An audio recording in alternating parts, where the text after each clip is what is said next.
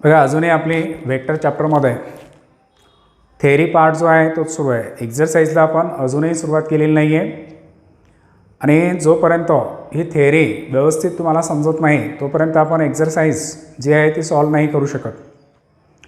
आता यामध्ये बऱ्याचशा डेफिनेशन्स आपण पाहिलेले आहेत आणि कोलिनियर ही एक महत्त्वाची डेफिनेशन्स त्यामधली होती. 3 डेफिनेशन्स खूप महत्त्वाचे आहेत. युनिट वेक्टर, झिरो वेक्टर आणि कोलिनियर वेक्टर्स. कोलिनियरमध्ये आपण पाहिलं आहे की 2 वेक्टर्स हे कोलिनियर केव्हा असतात त्यांच्या कंडिशन्स मी लिहून दिल्या होत्या. एक वेक्टर जर दुसऱ्या वेक्टरचा स्केलर मल्टिपल असेल तर वेक्टर्स कोलिनियर आहे, किंवा त्या 2 वेक्टरचा क्रॉस प्रॉडक्ट जर 0 येत असेल तर वेक्टर्स कोलिनियर आहे. त्यानंतर आपण 3 डायमेन्शनल जॉमेट्री जी आहे, 3 डायमेन्शनल कोऑर्डिनेट सिस्टीम जी आहे ती याच्या आधीच्या व्हिडिओमध्ये पाहिलेली आहे. आणि आता राहिलेला थेरी पार्ट जो आहे तो आपण आता सुरुवात करणार आहोत. आज आपण पाहणार आहोत ॲडिशन ऑफ वेक्टर्स. फिजिक्समध्ये तुम्हाला हे सांगितलं असेल ॲडिशन ऑफ वेक्टर्स. इथे ॲडिशन ऑफ वेक्टर्स काय आहे ते आपण पाहणार आहोत.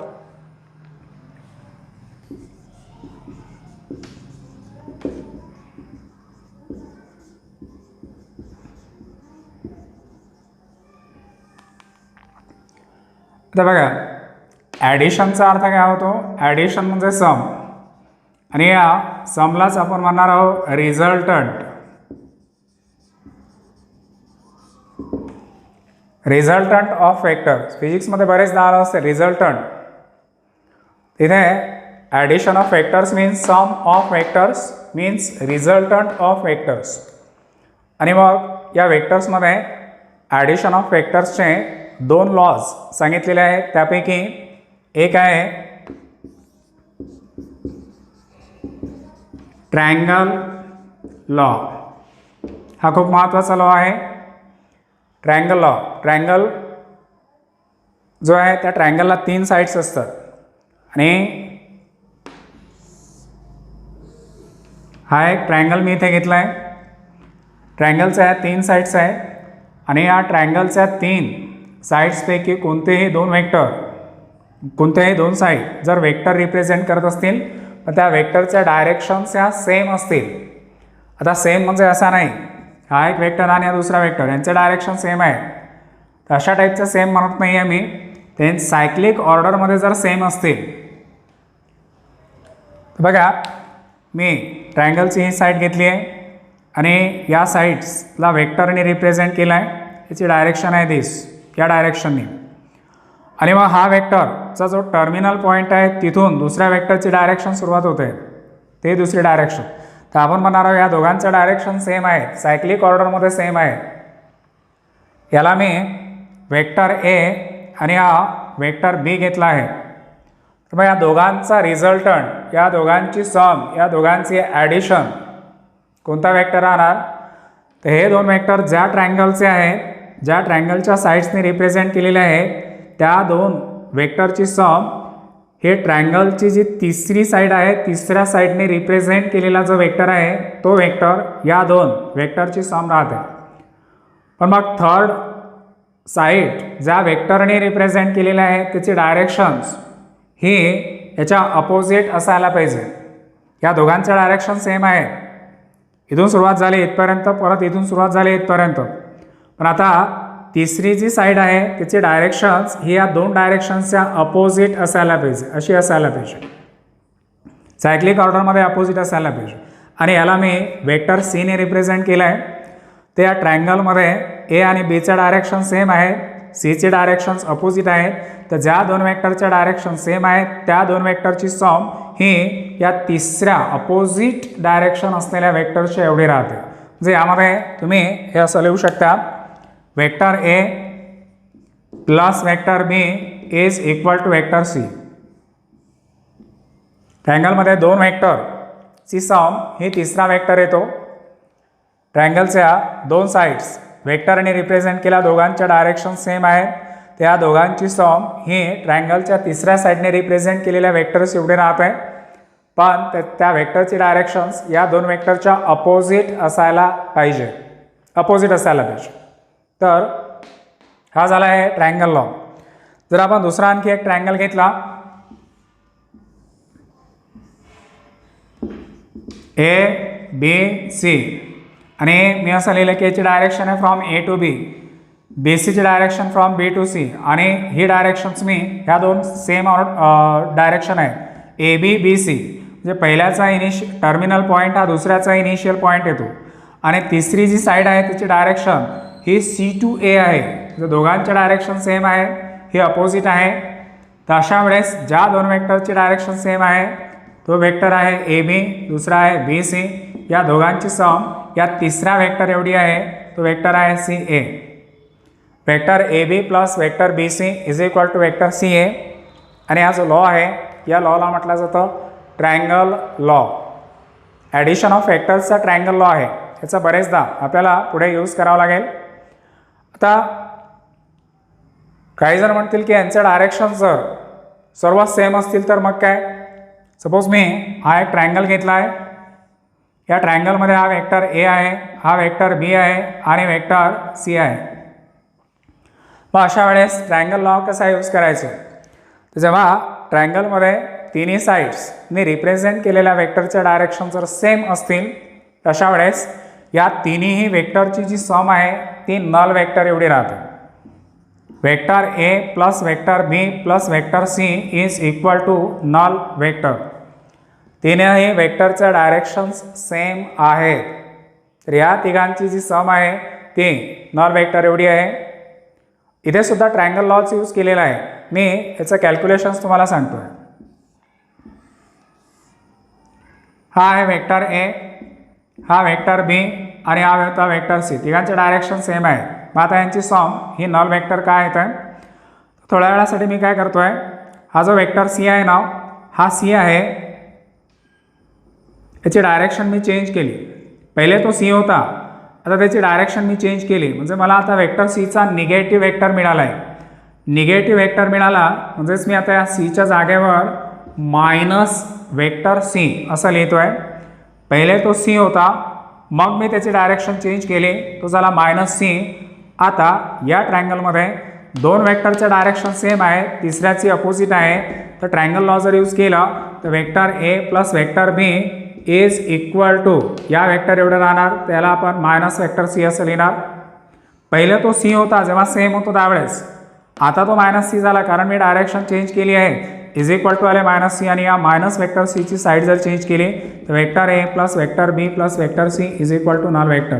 जे हा वेक्टर पहिल्यासारखा जर घेतला तर हा वेक्टर काय झाला आहे C, तर vector A plus vector B plus vector C is equal to null vector. तर हा जो लॉ आहे हा आहे ट्रायंगल लॉ. खूप सिंपल आहे, खूप सोपी आहे. लक्षात ठेवण्यासाठी ट्रायंगलच्या तीन साईड्सपैकी दोन साईड्स जर सेम डायरेक्शन असलेल्या वेक्टरने रिप्रेझेंट केल्या असतील तर त्या दोन वेक्टरची सम ही तिसरी जी साईड आहे त्या वेक्टरने जर अपोजिट डायरेक्शन रिप्रेझेंट केली असेल तर त्या वेक्टर एवढी राहते. हा होता वेक्टर ॲडिशनचा ट्रायंगल लॉ. आता पाहणार आहोत आपण सेकंड लॉ, पॅरलिलोग्राम लॉ. तर सेकंड नंबरचा ॲडिशनचा लॉ आपण पाहणार आहोत, लॉ ऑफ पॅरलिलोग्राम. आधीचा जो होता तो ट्रायंगल लॉ, आता आहे पॅरलिलोग्राम लॉ. आता यामध्ये आपल्याला पॅरलिलोग्राम काढावं लागेल. इथे मी हा पॅरलिलोग्राम घेतला आहे. तुम्हाला माहिती असेल पॅरलिलोग्रामची property opposite sides are parallel and congruent. त्या पॅरलिलोग्राममध्ये पॅरलिलोग्रामच्या ॲडजसंट साईड्स जर वेक्टरने रिप्रेझेंट केल्या असतील आणि त्यांचा इनिशियल पॉईंट जर सेम असेल, ह्या ॲडजसंट साईड आहेत, ह्या दोन ॲडजसंट साईड आहेत, ही आणि ही ॲडजसंट साईड आहे, ही आणि ही ॲडजसंट साईड आहे, त्यापैकी कोणत्याही दोन ॲडजसंट साईड्स जर वेक्टरने रिप्रेझेंट केल्या असतील, मी ह्या दोन ॲडजसंट साईड घेतो आहे. ही एक साईड वेक्टरने रिप्रेझेंट केली, ज्याला मी A वेक्टर म्हटलं आहे, आणि ही साईड वेक्टर B ने रिप्रेझेंट केली आहे. बघा दोघांचा इनिशियल पॉईंट जो आहे तो सेम आहे. तर जेव्हा पॅरलिलोग्राममध्ये अशा पॅरलिलोग्रामच्या ॲडजसंट साईड वेक्टरने रिप्रेझेंट केल्या असतील तर या दोन वेक्टरची सम, या दोन वेक्टरची ॲडिशन, या दोन वेक्टरचा रिझल्टंट हा या पॅरलिलोग्रामचा डायगोनल असतो, डायगोनल वेक्टर. मग या पॅरलिलोग्रामला दोन डायगोनल आहेत, जो एक डायगोनल इथून निघतो आहे, दुसरा डायगोनल आहे. तर मग कोणता डायगोनल एवढा राहतो, तर हे दोन वेक्टर ज्या दोन ॲडजसंट साईड्सने रिप्रेझेंट केले त्या दोन ॲडजस्टंट साईड्सच्या या इंटरसेक्शन पॉईंटमधून निघालेला हा जो डायगोनल ऑफ पॅरेललोग्राम आहे, हा पॅरेललोग्रामचा जो डायगोनल इथे रिप्रेझेंट केला, त्या डायगोनलनी रिप्रेझेंट केलेला जो वेक्टर आहे तो वेक्टर या वेक्टर ए आणि वेक्टर बीच्या सम एवढा राहते. जे या डायगोनल वेक्टरला तुम्ही A plus B, vector A plus B असं लिहू शकता. वेक्टर ए आणि वेक्टर बी ची जी सम आहे ती वेक्टर ए प्लस वेक्टर बी या डायगोनल एवढी आहे. आता पॅरेललोग्रामची आणखी एक प्रॉपर्टी, ऑपोजिट साईड्स आहेत पॅरलल आणि कॉन्ग्रुएंट. मग याला जर मी वेक्टर ए ने रिप्रेझेंट केलं आहे तर याला सुद्धा वेक्टर ए ने रिप्रेझेंट करता येतो. दोघांचं मॅग्निट्यूड सेम आहे, दोघांचं डायरेक्शनसुद्धा सेम राहते. या साईडला जर वेक्टर बी ने रिप्रेझेंट केलं असेल त्याच्या अपोजिट असलेली साईड्स याला पॅरलल आहे, त्याचे डायरेक्शन आणि मॅग्निट्यूड सेम आहे. याला जर मी वेक्टर बी ने रिप्रेझेंट केलं असेल तर हा सुद्धा वेक्टर बी नेच रिप्रेझेंट करावा लागेल. तर हा जो लॉ इथे मी सांगितलेला आहे या लॉला म्हटलं जातं लॉ ऑफ पॅरेललोग्राम, वेक्टर ॲडिशनचा लॉ ऑफ पॅरेललोग्राम. खूप सोपी आहे. ॲडजस्टंट साईड जर वेक्टरने रिप्रेझेंट केल्या असतील तर त्या दोन वेक्टरची सम ही त्या पॅरेललोग्रामच्या डायगोनल एवढी राहते. जर vector A plus vector B तुम्ही या डायगोनलला लिहू शकता. हा झाला resultant of vector A and vector B. Diagonal is the resultant of vector A and vector B. हा होता लॉ ऑफ पॅरेललोग्राम. आता आपण पाहणार आहोत next point, position vector of point. याच्या आधीच्या व्हिडिओमध्ये आपण 3 डायमेन्शनल जॉमेट्री पाहिलेली आहे, 3D 3 डायमेन्शनल कोऑर्डिनेट सिस्टीम. त्यामध्ये 3 ॲक्सिस येतात. आता या पॉईंटमध्ये काय सांगितलेलं आहे, पोझिशन. पोझिशन म्हणजे ठिकाण किंवा जागा. कुणाची? पॉईंटची.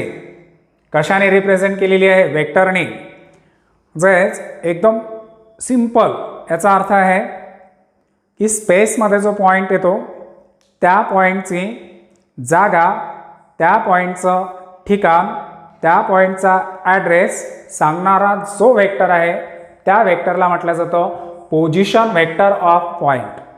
Position vector of point. Address म्हटलं आहे मी. स्पेसमधला पॉईंटचा ॲड्रेस सांगणारा जो वेक्टर आहे त्या ॲड्रेस सांगणाऱ्या वेक्टरला पोझिशन वेक्टर ऑफ पॉईंट असं म्हटलं जातं.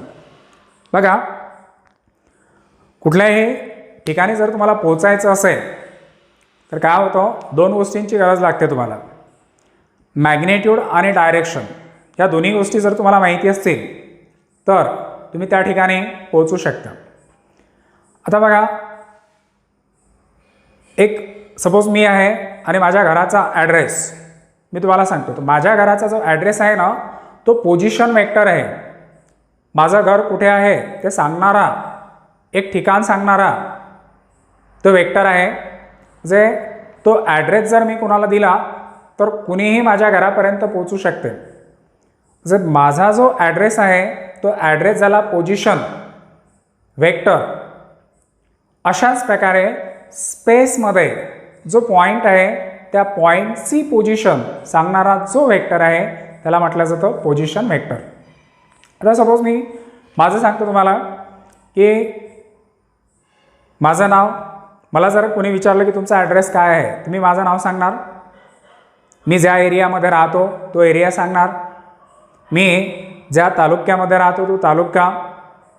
मी ज्या गल्लीमध्ये राहतो त्या गल्लीचा नंबर. ह्या अशा बऱ्याचशा गोष्टी सांगितल्यानंतर एखादा व्यक्ती जर बाहेर ठिकाणी असेल आणि त्याला जर माझ्या घरी पोचायचं असेल तर तो सर्वात पहिले अकोल्यामध्ये येईल. अकोल्यामध्ये आल्यानंतर जो ॲड्रेस मी सांगितला, ज्या एरियाचं नाव सांगितलेलं आहे त्या एरियामध्ये येईल. त्या एरियामध्ये आल्यानंतर मी ज्या गल्लीचा ॲड्रेस दिला असेल, कुणाच्या चक्कीजवळ माझं घर आहे असं जर सांगितलं असेल तर पहिले त्या चक्कीजवळ येईल. चक्कीजवळ आल्यानंतर तो माझ्या घरापर्यंत पोहोचेल. म्हणजे हा जो ॲड्रेस मी दिला होता तो ॲड्रेस माझ्या घराचं ठिकाण सांगते. तर तो ॲड्रेस झाला पोझिशन वेक्टर.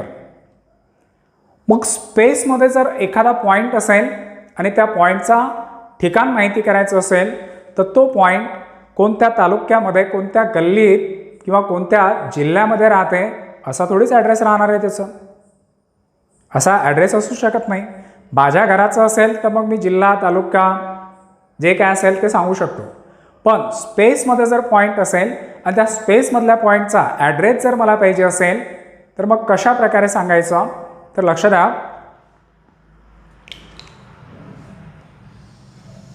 आपण पाहिलं आहे की 3 डायमेन्शनली जॉमेट्री आहे 3D.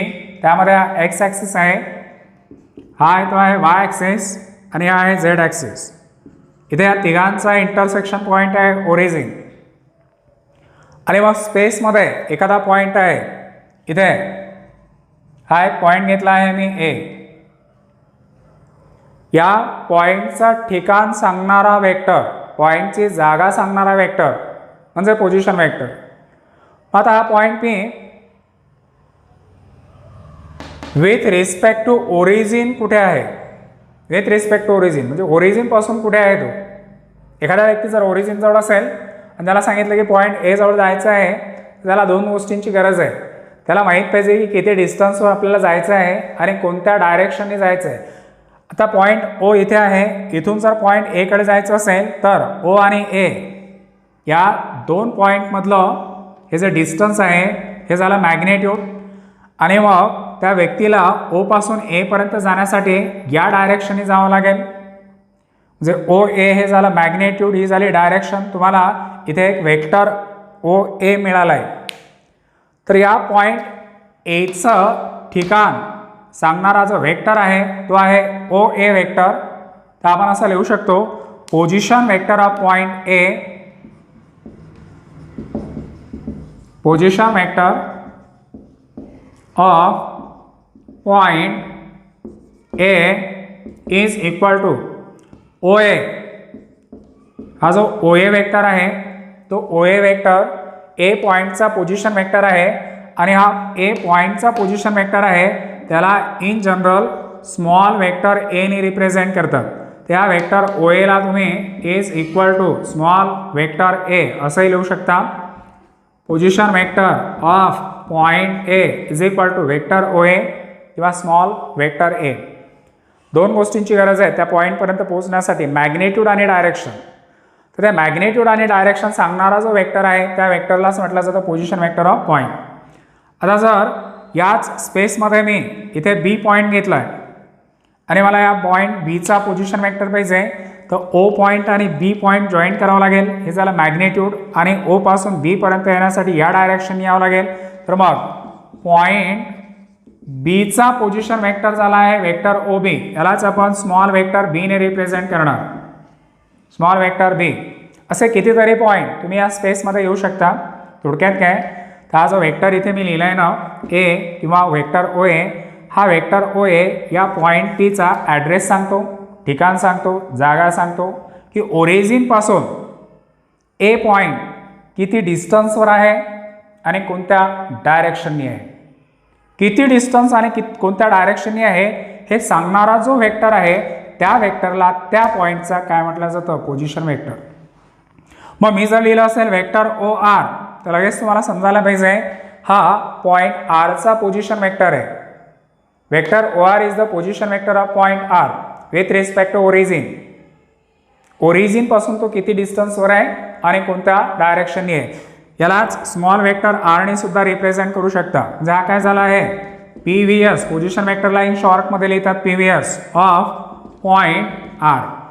जर मी लिहिलं असेल वेक्टर ओ सी म्हणजे स्मॉल वेक्टर सी, तर हा काय झाला आहे पोझिशन वेक्टर ऑफ पॉईंट कुणाचा आहे, पॉईंट सीचा आहे. असे कितीतरी वेक्टर्स आपण लिहू शकतो. जर मी लिहिलं असेल वेक्टर ओ ई, तर हा झाला वेक्टर ई. काय आहे पोझिशन वेक्टर ऑफ पॉईंट कुणाचा आहे, ई पॉईंटचा आहे. तर अशा प्रकारे स्पेसमध्ये असलेल्या पॉईंटचं ठिकाण, पॉईंटची जागा, पॉईंटचा ॲड्रेस सांगणारा जो वेक्टर आहे त्या वेक्टरला म्हटलं जातं पोझिशन वेक्टर. आणि पोझिशन वेक्टर ऑफ पॉईंट कसा लिहितात ते मी तुम्हाला सांगितलं आहे. प्रॉब्लेम जेव्हा आपण सॉल्व्ह करणार त्यावेळेस असे बरेचदा आपल्याला पोझिशन वेक्टर्स लिहायचे. Position vector of point R, vector O R किंवा small vector R. Position vector of point C, vector O C किंवा vector C. Position vector of point A तर वेक्टर ओ ए किंवा vector ए. हा झाला point बीचा position vector, हा आहे point एचा पोझिशन वेक्टर. तर स्पेसमध्ये एखादा पॉईंट असेल त्या पॉईंटचा पोझिशन वेक्टर काय असतो हे मला आता समजलं असेल. आता आपण पाहणार आहोत की स्पेसमध्ये पॉईंटच्या ऐवजी जर वेक्टर येत असेल तर त्या वेक्टरचा पोझिशन वेक्टर्स कसा लिहितात. आपण पाहिलं आहे पोझिशन वेक्टर ऑफ पॉईंट. आता आपण पाहणार आहोत पोझिशन वेक्टर ऑफ वेक्टर. जे स्पेसमध्ये जर वेक्टर असेल तर त्या वेक्टरचा ॲड्रेस सांगणारा जो वेक्टर आहे त्याला म्हणू आपण पोझिशन वेक्टर ऑफ वेक्टर. लक्षात आता हे 3 डायमेन्शनल कोऑर्डिनेट सिस्टीम आहे. X Y Z axis, intersection point, origin. आणि या स्पेसमध्ये कुठेतरी एक वेक्टर मी घेतला आहे ए बी. हा वेक्टर आहे पोझिशन वेक्टर ऑफ वेक्टर. आधी आपण पॉईंटचं पाहिलं आहे, आता वेक्टर या स्पेसमध्ये दिला याचा पोझिशन वेक्टर काढणार आहोत. वेक्टर ए बी मी स्पेसमध्ये घेतला. ए हा त्याचा इनिशियल पॉईंट आहे, बी हा टर्मिनल पॉईंट आहे आणि आपल्याला वेक्टर ए बीचा पोझिशन वेक्टर पाहिजे. खूप सिंपल आहे. लक्षात द्या ए इनिशियल पॉईंट आहे, मग ए पॉईंटचा पोझिशन वेक्टर काय राहणार. ए पॉईंट या स्पेसमध्ये कुठे आहे विथ रिस्पेक्ट टू ओरिजिन, तर त्यासाठी मला ए पॉईंट आणि ओ पॉईंट याला जॉईंट करावं लागेल. याची डायरेक्शन राहणार आहे फ्रॉम ओ टू ए. याला मी स्मॉल वेक्टर एने रिप्रेझेंट करणार. Vector O A is the position vector of point A. Terminal point कोण आहे बी. पॉईंट बीचा पोझिशन वेक्टरसाठी मला ओ पॉईंट आणि बी पॉईंट याला जॉईंट करावं लागेल. याची डायरेक्शन राहणार आहे फ्रॉम ओ टू बी. याला मी स्मॉल वेक्टर बीने रिप्रेझेंट केलं आहे. तर वेक्टर ओ बी हा झाला position vector of point B. Vector O A position vector of point A. याला मी स्मॉल वेक्टर ए आणि स्मॉल वेक्टर बीने रिप्रेझेंट केलं आहे. आपल्याला पोझिशन वेक्टर कुणाचं काढायचं आहे ए बी वेक्टरचं. तर या डायग्रॅमकडे व्यवस्थित लक्ष द्या. तुम्हाला या डायग्रॅममध्ये एक ट्रायंगल दिसत असेल, ट्रायंगल, आणि त्या ट्रायंगलचं नाव आहे ओ ए बी. या ट्रायंगलमध्ये ज्या 3 साईड्स दिसत आहेत ना त्यापैकी 2 साईड्सच्या डायरेक्शन सेम आहेत आणि एका साईडची जी डायरेक्शन आहे ना ती अपोजिट आहे. तर आपण जर इथे ट्रायंगल लॉ यूज केला बाय ट्रायंगल लॉ, कोणाच्या डायरेक्शन सेम आहे सायक्लिक ऑर्डरमध्ये, कोणाच्या डायरेक्शन सेम आहे तर वेक्टर ओ ए आणि वेक्टर ए बी यांचे डायरेक्शन सेम आहेत. अपोजिट डायरेक्शन कोणाची आहे ओ बी वेक्टरची आहे. तर आपण याला असं लिहू शकतो sum of two vectors vector O A plus vector A B is equal to, याला लिहिता येतं vector O B. Vector O A plus vector A B is equal to vector O B. आणि आता यावरून जर वेक्टर ए बी काढला त्याला आपण vector O B minus vector O A ही साईड मी इकडे चेंज केली. Vector O B minus vector O A लिहिलं आहे. Vector A B is equal to vector O B minus vector O A. O B is the position vector of point B, O A is the position vector of point A. आणि याला आपण असं लिहिणार small vector B minus small vector A that is PVs of point B minus PVs of point A. Vector A B चा position vector तुम्ही या 3 प्रकारे लिहू शकता. Vector A B is equal to position vector of terminal point minus position vector of initial point, किंवा vector A बीला position vector of point B minus position vector of point A. हा formula झाला आहे. जसा कोणताही vector जर आता तुम्हाला दिला तर त्या वेक्टरचा पोझिशन वेक्टर जो आहे ना तो लिहिता आला पाहिजे. बघा मी जर लिहिलं की वेक्टर पी क्यू याचा पोझिशन वेक्टर काय आहे, तुम्ही असं लिहू शकता टर्मिनल पॉईंट कोण आहे यामध्ये क्यू, इनिशियल पॉईंट कोण आहे पी. असं लिहिता येतं पी व्ही एस म्हणजे position vector of point Q minus position vector of point P, किंवा पोझिशन वेक्टर ऑफ पॉईंट क्यूला vector O Q minus vector O P, किंवा याला small vector Q minus small vector P असं लिहू शकता. Vector P Q is equal to position vector of point Q minus position vector of point P that is vector O Q minus vector O P, किंवा vector Q minus vector P. हा झालं आहे position vector of point, position vector of vector. A बीचा काढला आहे, P क्यूचा काढला आहे, असा कोणत्याही वेक्टरचा पोझिशन वेक्टर जो आहे ना तो तुम्ही लिहू शकता. पॉईंट आपण पाहणार आहोत लिनियर कॉम्बिनेशन. आता लिनियर कॉम्बिनेशन म्हणजे काय, खूप सिंपल आहे आणि हे जेवढे काही पॉईंट्स आपण पाहतोय ना हे समजणं खूप महत्त्वाचं आहे. लिनियर कॉम्बिनेशनसाठी बघा, इथे मी काही वेक्टर घेतले, ए बी सी 3 वेक्टर घेतले. या तिन्ही क्वांटिटी कोणत्या क्वांटिटी आहेत? वेक्टर्स. आणि काही स्केलर क्वांटिटी घेतल्या आहेत. सपोज मी 3 घेतला, 2 घेतला, 5 घेतला. या 3 क्वांटिटी स्केलर क्वांटिटी आहे. जेवढे वेक्टर तेवढेच मी स्केलर घेतलेले आहे. आणि मग या स्केलरने या वेक्टरला मल्टिप्लाय केलं, म्हणजे पहिल्याने मी पहिल्याला मल्टिप्लाय केलं, तसं तर कोणत्याही स्केलरने तुम्ही कोणत्याही वेक्टरला मल्टिप्लाय करू शकता. पण मी 3ने या एला मल्टिप्लाय केलं तर 3 हा स्केलर ए वेक्टर, हे झालं 3a. 2ने याला मल्टिप्लाय केलं, हे झालं ट्वाईस वेक्टर बी. आणि 5ने याला मल्टिप्लाय केलं आहे 5 वेक्टर सी. आणि हे मल्टिप्लाय स्केलरनी वेक्टरला मल्टिप्लाय केल्यानंतर या सर्वांची मी ॲडिशन केली तर ते झाले 3 vector A plus 2 vector B plus 5 vector C. तर अशा प्रकारचं वेक्टर आणि स्केलर यांचं जे कॉम्बिनेशन आहे, या कॉम्बिनेशनला म्हटलं जातं लिनियर कॉम्बिनेशन. वेक्टर आणि स्केलर यांचं जे कॉम्बिनेशन मी इथे लिहिलं आहे ना, त्याला म्हटलं जातं linear combination. Vector A, vector B, vector C हे वेक्टर्स आहेत. 3, 2 आणि 5 हे स्केलर्स आहेत. आणि यांचं मी कॉम्बिनेशन लिहिलं आहे, त्याला म्हटलं जातं लिनियर कॉम्बिनेशन. कुणाचं आहे? Of vectors. कोणत्या वेक्टरचं आहे? A B C. कुणासोबत आहे? With scalars. कोणत्या स्केलर सोबत आहे? 3, 2, 5 सोबत आहे. मग लिनियर कॉम्बिनेशन्समध्ये फक्त 3च वेक्टर्स घेतात का? किंवा लिनियर कॉम्बिनेशन्समध्ये 3च स्केलर घेतात का? नाही. तसे इन जनरल तुम्ही किती वेक्टर्स आणि किती स्केलर्स घेऊ शकता. तर जर मी असं लिहिलं असेल की vector A1, vector A2, vector A3 and so on vector AN हे वेक्टर्स आहेत. M1, M2, M3 and MN हे स्केलर्स आहेत. त्यांचं लिनियर कॉम्बिनेशन्स आपण असं लिहिणार M1 into vector A plus M2 into vector A1, M2 into vector A2 plus M3 into vector A3 plus and so on MN into vector AN. इथे जेवढे काही आहे ना, याला म्हटलं जातं लिनियर कॉम्बिनेशन्स. हे झालं आहे linear combinations of these vectors A1, A2, A3, AN with scalars M1, M2, M3, MN.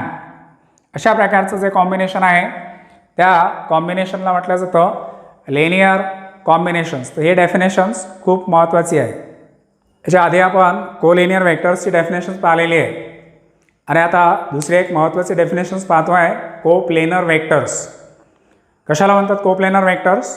त्यामध्ये काय सांगितलं आहे पहा, डेफिनेशन अशी आहे 2 or more vectors. 2 or more vectors which lie in same plane or in parallel plane are called coplanar vectors. 2 or more vectors which lie in same plane or in parallel plane are called coplanar vector. खूप simple definitions आहे. हा एक plain आहे, हा board म्हणजे एक plain आहे. आणि या बोर्डवर मी कितीही वेक्टर जरी काढले त्यांचं मॅग्नेट्यूड आणि डायरेक्शन्स कोणतंही असलं तरी चालतं. बघा, हा एक वेक्टर आहे ए, दुसरा वेक्टर घेतला आहे बी, हा तिसरा वेक्टर घेतला आहे सी, हा चौथा एक वेक्टर घेतलेला आहे डी, हा आणखी एक वेक्टर घेतलेला आहे ई. इथे खूप सारे वेक्टर्स मी काढलेले आहेत. बोर्ड म्हणजे प्लेन आहे आणि हे सर्वच्या सर्व वेक्टर त्या प्लेनमध्येच आहे. एकाच प्लेनमध्ये आहेत हे सर्व वेक्टर. यांच्या डायरेक्शन्स कोणतेही असले तरी चालतील, मॅग्नेट्यूड किती असलं तरी चालेल, कमी जास्त. फक्त हे सर्व वेक्टर एकाच प्लेनमध्ये आहेत, तर अशा वेक्टर्सला म्हटलं जातं. बघा, अशा प्रकारचा जर प्लेन काढला ते सर्व वेक्टर्स एकाच प्लेनमध्ये आहेत, त्यांना म्हटलं जातं कोप्लेनर वेक्टर्स. कोलिनियरच्या वेळेस सांगितलं होतं की ते पॅरलल असायला पाहिजे. इथे ते कसे असले तर चालतात, फक्त एका प्लेनमध्ये पाहिजे किंवा या प्लेनला जो दुसरा प्लेन पॅरलल असेल त्या प्लेनमधले आणि या प्लेनमधले जे वेक्टर्स आहेत त्यांना कोप्लेनर वेक्टर्स असं म्हटलं जातं. एकाच प्लेनमध्ये असलेले वेक्टर्स म्हणजे कोप्लेनर, किंवा या प्लेनला जो प्लेन पॅरलल आहे त्या प्लेनमध्ये असलेले जे वेक्टर्स आहेत ते आणि हे कोप्लेनर वेक्टर्स आहेत. लक्षात द्या, एकाच प्लेनमध्ये two or more vectors which lie in same plane म्हटलेलं आहे, किंवा ऑर इन पॅरलल प्लेन, या प्लेनला जो प्लेन पॅरलल आहे त्या प्लेनमध्ये आणि या प्लेनमध्ये असलेले जे वेक्टर्स आहेत त्या वेक्टर्सला म्हटलं जातं कोप्लेनर वेक्टर. आणि या कोप्लेनर वेक्टर्सवर एक थेरम आहे, तो थेरम आपण नेक्स्ट व्हिडिओमध्ये पाहणार आहोत.